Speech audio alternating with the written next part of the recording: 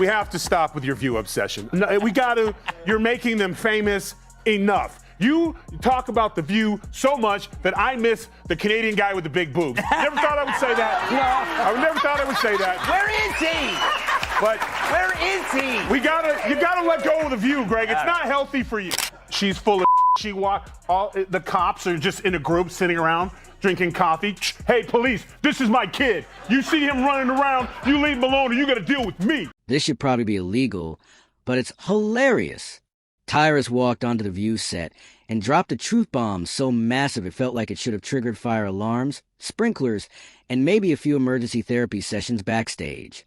In a matter of seconds, everything you thought you knew about polite daytime TV evaporated, and the hosts were left scrambling like cats tossed into a bathtub. No filter, no safety net, just raw, uncomfortable reality hitting live television at full force. And what followed was so chaotic, so painfully messy, it made the entire moment impossible to look away from. Not even that. In The View, you don't need to find Trumpers. You need to fire your race baiters. Yeah. You need to fire the two races. You've had people. You had a McCain on there. You've had people on there before, and you ran them off. Mm-hmm. So the racist ones who want to stick to this, Whoopi and Sonny, and was it Bette Midler? What's her name? The broke-ass Bette Midler. Fire them and bring people in. Maybe you could get McCain. Before we go any further, smash that like button and hit subscribe, because you already know you don't want to miss this one. It's funny how a brightly lit table can turn into a pressure cooker, with everyone smiling, nodding, and playing along while pretending the coffee is strong enough to carry them through yet another round of forced politeness and carefully scripted agreement, even as the tension quietly builds underneath the surface. The synagogue. I mean, why do we not know those things? It's something that I've never, I love doing it. I don't need praise for it. I don't, we all like a certain level of praise, but I've never, I just like helping people. I help a lot of people and I enjoy doing it and I never talk about it. It's nice that you bring it up. I also think it's not a narrative that the press likes talking about, for me.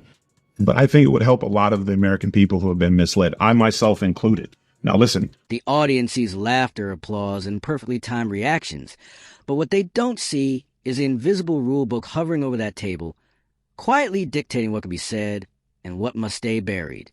It's the unspoken agreement that certain thoughts never make it past a smile, sealed away like expired leftovers no one wants to open. Because breaking that rule doesn't just ruin a mood.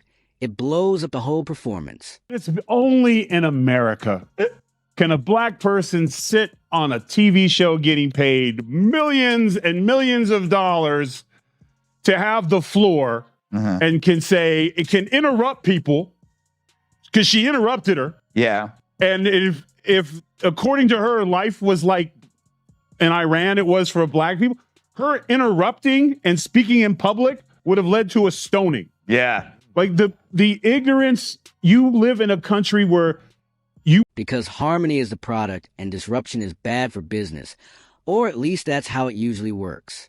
Then a moment arrives that doesn't ask for permission, doesn't care about seating charts, commercial breaks, or the quiet agreement to keep everything safe, and suddenly performance cracks, revealing what happens when control slips and something real forces its way onto the stage. Republican, but every show and every break, she was nearly in tears because she was being attacked. Mm-hmm. So the problem is that you have to go after the racist people. And if the CEO goes, you know what? I'm not going to allow a woman on my show or man that will go after white America and talk about them like dogs. That doesn't represent our ideals or values for anyone. And get rid of those people. And this will clear up real quick. So do you have to actually look in the mirror and clean up your own backyard and get the racist people out? Because suddenly the air changes, not with yelling or theatrics, but with the heavy, uncomfortable drop of something real landing right in the middle of conversation, like a bowling ball on a glass coffee table. What makes it funny isn't just reactions, it's the brief dance of confusion that follows. Eyes darting, smiles freezing, and that shared silent thought, are we even allowed to say this? When someone like Tyrus stops tiptoeing, the entire room has to recalibrate. This isn't polite disagreement wrapped in TV-friendly packaging. It's a blunt truth that forces a set to remember exists in the real world. The brilliance is how calmly it lands. No build-up, no speech. Just honesty delivered with zero padding. It's like turning the lights on at a party and revealing the mess everyone was dancing around. And that's why it hits so hard, because the table isn't built for honesty. It's built for consensus, safe outrage, and arguments that never leave the shallow end. Sonny, yes, ma'am. And then the one cop was like, nah. And they're like, put it away. Put the baton away, Johnson. You got away this time, kid, because if you weren't Sonny Halston's son, I'd you up. Like, this is what people do. They lie. They say the stupidest. This is like people who name drop someone like, yo, I was in the room with Enrico Palazzi and I taught him how to sing, and they just say, Yeah. she say cops. Just a group of cops, just a little herd of policemen just walk around a white neighborhood. When a truth bomb drops in a setting like that, it doesn't explode, it implodes. The reaction is quiet but crushing. Nervous laughter that sounds pre-selected, chatter that rushes in like filler, and a sudden pivot to a new topic as if speed alone could erase what just happened. Tyrus doesn't need to raise his voice or pound the table. His power comes from sounding like someone who already finished a thought while everyone else is still flipping through their cards. It isn't anger or bitterness. It's clarity, the one thing television fears most. Clarity exposes the cracks, revealing how so many bold conversations are carefully staged to stay safely inside the lines. Everyone knows the roles. Everyone knows which lines not to cross, until someone crosses them anyway and keeps walking. What follows is controlled chaos. Producers gripping headsets, no graphic ready, no script to save the moment. And there it sits in the middle of the table, uninvited and undeniable. The irony is delicious. The one thing about America that makes it different than anyone else, you have an opportunity, even as dumb as the she just said, that she has an opportunity tomorrow.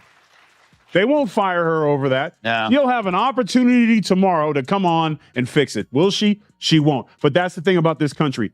Black, white, gay, straight, short, tall. Everyone's going to get hit with something. But the beauty about this country is there's always an opportunity for you to better yourself. So shame on you.